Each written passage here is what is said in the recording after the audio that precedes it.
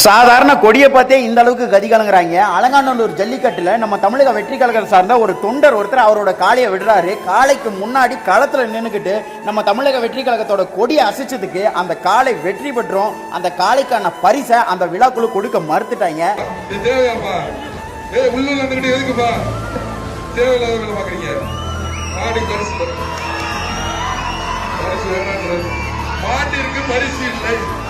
இல்ல நான் கேட்கிறேன், ஒரு பொதுவான நிகழ்ச்சியில ஒரு கட்சியோட கொடியை காட்டுறதே தப்புன்னா அதே பொதுவான நிகழ்ச்சியில திமுக தலைவர்களுடைய புகைப்படத்தை டிஷர்ட்ல போட்டுக்கலாமா, சைட்ல பேனர் வச்சுக்கலாமா, கொடியை காட்டலாமா? அதெல்லாம் தப்பு கிடையாதா? வேற ஒண்ணும் கிடையாது. அந்த கொடியை பார்த்ததுமே வைத்தறிச்சல் வன்மா. அதனால அந்த காளை வெற்றி பெற்றோம். அந்த காளைக்கான பரிசை கொடுக்க மறுத்துட்டாங்க. அப்போவும் நம்மளால ஒன்றும் கெஞ்சல, எத்தா தில்லா உன் பரிசு வேணா ஒரு மண்ணு வேணா போங்கடா அப்படின்னு சொல்லிட்டு போயிட்டாப்புல. அந்த மாடு வெற்றி பெற்றோம். அந்த மாட்டுக்கான அங்கீகாரத்தை இப்ப நீங்க கொடுக்காம இருக்கலாம், ஆனா 2026 தேர்தலில் அந்த கொடிக்கான அங்கீகாரத்தை மக்கள் கொடுக்க தான் போறாங்க.